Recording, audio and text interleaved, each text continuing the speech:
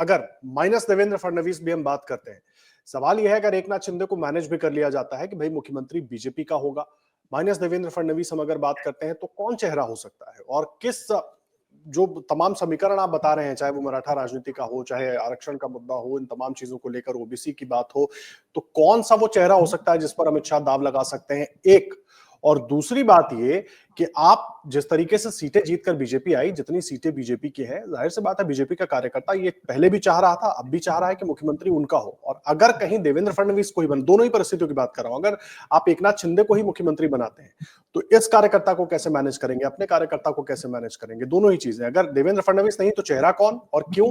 दूसरा, अगर आप एकनाथ शिंदे को ही उन पर ही दांव लगाते हैं तो कार्यकर्ता को कैसे समझाएंगे? देखिए, भारतीय जनता पार्टी का जो कार्यकर्ता है या जो लीडरशिप है बहुत ही अनुशासित है। उनका लक्ष्य बहुत लंबा रहता है। वो किसी मुख्यमंत्री पद के लिए या किसी पद के लिए या उसके लिए वो नहीं काम करते। वो देश हित के लिए काम करते हैं, ऐसा उनका खुद का अपना लगातार बयान रहता है। महाराष्ट्र भारतीय जनता पार्टी के पास होना चाहिए, यह निश्चित ही यहाँ के ज़्यादातर विधायकों का है। पर जैसे आप कह रहे हैं कि अगर मान लीजिए उनको माइनस किया जाता है तो कौन होगा? देखिए, ओबीसी चेहरा उनके लिए चंद्रशेखर बावनकुले भी हो सकते हैं, सुधीर मुनगंटीवार भी है, वो भी हो सकते हैं। या अगर उनको ऐसा लग रहा है कि कहीं न कहीं नितिन गडकरी जी को देश का प्रधानमंत्री नहीं बनाया गया, संघ परिवार की इच्छा हो कि प्रधानमंत्री नहीं बनाया गया तो उनको मुख्यमंत्री बनाया जाए, क्योंकि बहुत अच्छे एडमिनिस्ट्रेटर हैं, वो भी डेवलपमेंट के लिए जाने जाते हैं। तो बहुत सारी चीज़ें हो सकती हैं। फिलहाल तो ये सारे चीज़ें जो है वो अमित शाह जी ही इसका जवाब दे पाएँगे।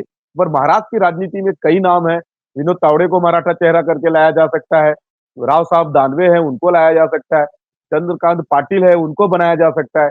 एक नाम जो केंद्रीय मिनिस्टर हैं अपने उड़ान के मोहल सर, पुणे वाले, बीच में कुछ दिनों से उनकी भी चर्चा है कि हो सकता है कि वो अ अ, देवेंद्र फडणवीस के करीबी है तो उनको दिल्ली से यहाँ लाया जा सकता है।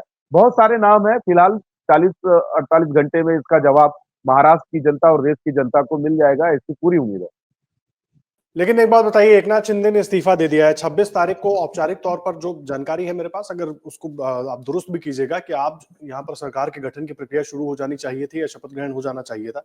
तो अब आखिर मंथन, शनिवार को नतीजे आ गए, मंथन का दौर लगातार जारी है, नतीजे शनिवार शाम को क्लियर हो गए थे और जाहिर सी बात है बीजेपी या खुद अमित शाह जिनकी आप बात कर रहे हैं, वो जिस रणनीति के तहत काम करते हैं, बहुत सारी चीजें तय होती हैं।